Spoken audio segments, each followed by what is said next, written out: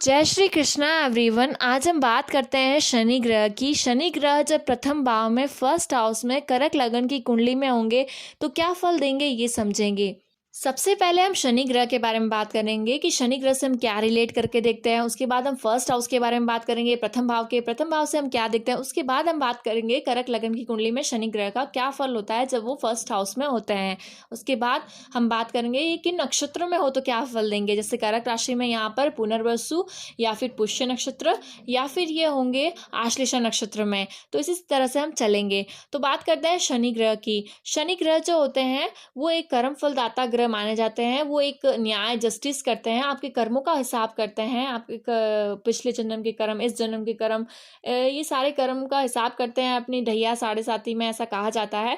वहीं पे ये जो ग्रह है वो सूखा ग्रह है, ड्राई प्लैनेट है, वो ठंडा कोल्ड प्लैनेट है, एक कठोर ग्रह है। अगर हम बात करें तो ये वात और कफ प्रधान ग्रह है और तमोगुणी ग्रह है। तमोगुण एक जिस प्रकार से 3 तरह के गुण होते हैं, सत्व, रजस और तमस।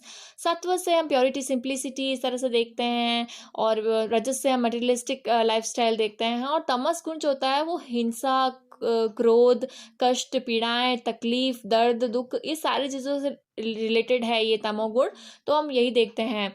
वहीं पे अब अगर हम और बात करें तो इनकी जो तुला राशि होती है वो होती है उच्च की राशि होती है। ये तुला राशि में उच्च के हो जाते हैं और मेष राशि में ये नीच के हो जाते हैं।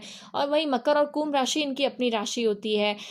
ये किनके कारक होते हैं अगर हम ये समझे तो ये रोग, शत्रु, पीड़ा, दुख, बाधाएं, तकलीफ़ें, ऑब्स्ट्रक्शन, इन सब के कारक होते हैं। अगर बात करें तो ये जो ग्रह है वो निर्माण और विनाश करने की दोनों की गुण रखता है।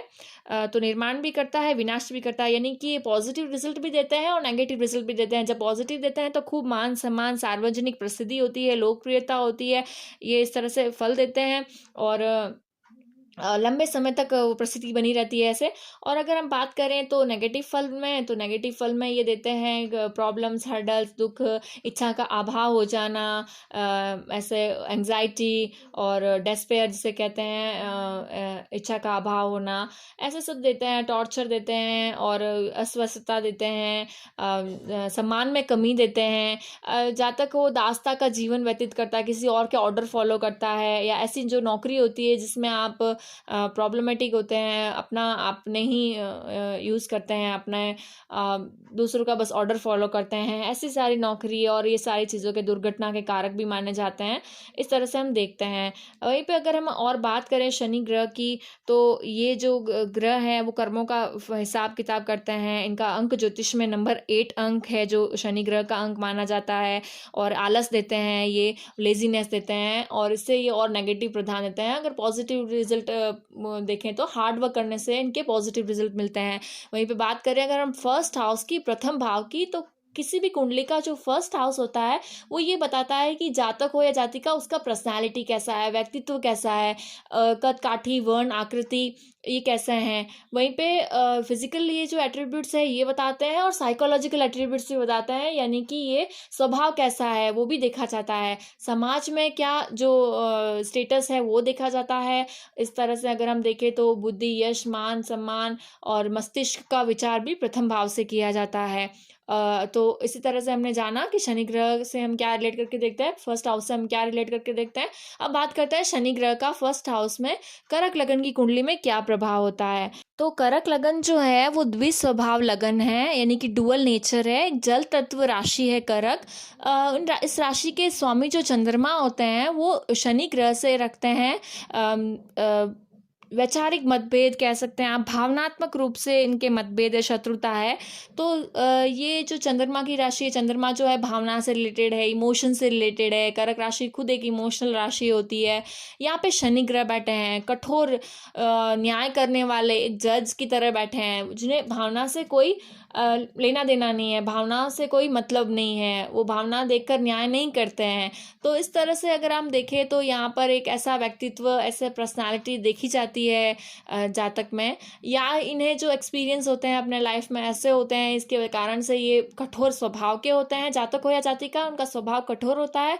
कारण यही है कि भावनात्मक शुरू से ही अपने जीवन में भावनात्मक, इमोशनल से बहुत ज़्यादा कॉन्फ्लिक्ट चलते आ रहे होते हैं। इस कारण से ये ये ऐसा स्वभाव देखा गया है। यहाँ पर सबसे इम्पोर्टेंट हो जाता है लग्नेश जो चंद्रमा है उनकी स्थिति कैसी है। वो अगर डिग्री बल से अच्छा है तो फिर भी जातक कठिन परिश्रम करके भावनाओं को इमोशंस को हैंडल करते हुए लाइफ को आगे अच्छे से जीता है। अगर डिग्री से पक्ष बल से कमज़ोर है चंद्रमा, तो अगर आप समझ सकते हैं कि यहाँ पर एक ऐसा होगा कि वो इमोशंस अपने ही इमोशंस से मुझे ऐसा क्यों नहीं मिला, मुझे ऐसे माता का वात्सल्य क्यों नहीं मिला, प्रेम का ऐसा क्यों नहीं मिला, या ऐसी चीज़ों में रहते हुए अपने भावनाओं से जूझते हुए अपने आप को परेशान करते रहेंगे। इसलिए वो अस्थिर मनोचित के होंगे, उनका माइंड स्थिर नहीं होगा, वो हमेशा जेलसी, ईर्ष्या, द्वेष ऐसे ही रहेंगे और निराशा का भाव हो जाता है ऐसे जातक में या जातिका में। वहीं पर अगर हम बात करें और तो ये यहाँ पर संशय बनाता है, ये यात्रा में भी प्रॉब्लम देता है। ऐसे लोगों को यात्रा में अक्सर प्रॉब्लम्स का सामना करना पड़ता है। और अगर हम बात करें तो व्यवसाय जो बिजनेस अगर कोई करते हैं तो उसमें परिवर्तन करते हैं, अपने काम में परिवर्तन करते हैं। ये एक जीवन के प्रति इनका असंतुष्ट का भाव होता है और इस तरह से प्रॉब्लम्स देखी गई है। तो यहाँ पर अच्छा रिजल्ट पाने के लिए भगवान भोलेनाथ की उपासना करनी चाहिए। और अगर मैं बात करूँ तो यहाँ पर ये सप्तमेश और अष्टमेश होकर के लग्न में है।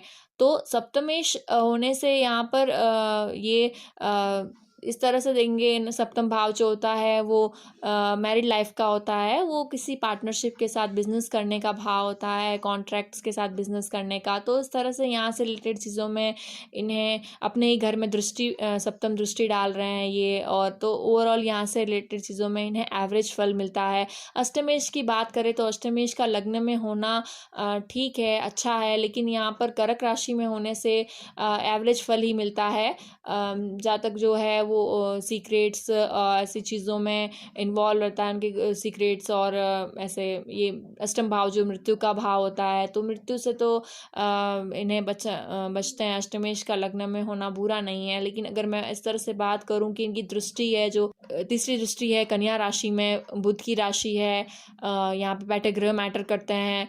वहीं पे जो बात करें तो यहाँ से रिलेटेड भाई बहनों से संबंधित चीज़ों में, और ये पराक्रम में विल पावर अगर अच्छी होगी, पराक्रम अच्छा होगा तो ये अचीव करेंगे कुछ ना कुछ लाइफ में।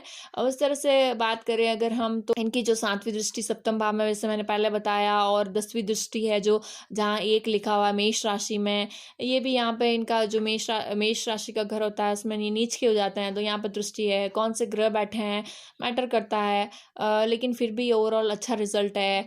एक अच्छा लक्ष्य बना के जीवन में अगर ये आगे बढ़ें, सबके प्रति अच्छा भाव रखें, तो ओवरऑल यहाँ पर अच्छा फल प्रदान होता है। इन्हें भगवान शिव की उपासना करनी चाहिए अपने जीवन में, ये बहुत ही अच्छा रिजल्ट प्रदान करते हैं। अगर कोई और अलग फेवरेबल कंजक्शंस हो या हो तो जीवन में अच्छा ठीक ठाक इन्हें रहता है। गुरु अच्छा बैठा हो, नवम भाव में गुरु बैठे हो या गुरु इस तरह से बैठे हो, तो गुरु अच्छा बैठने से ज्ञान होता है और इन्हें जीवन के प्रति आध्यात्मिकता की तरफ भी जाना चाहिए अपने जीवन में। ज़्यादा इमोशन बॉन्डेज में रहकर दुखी होना, परेशान नहीं होना चाहिए।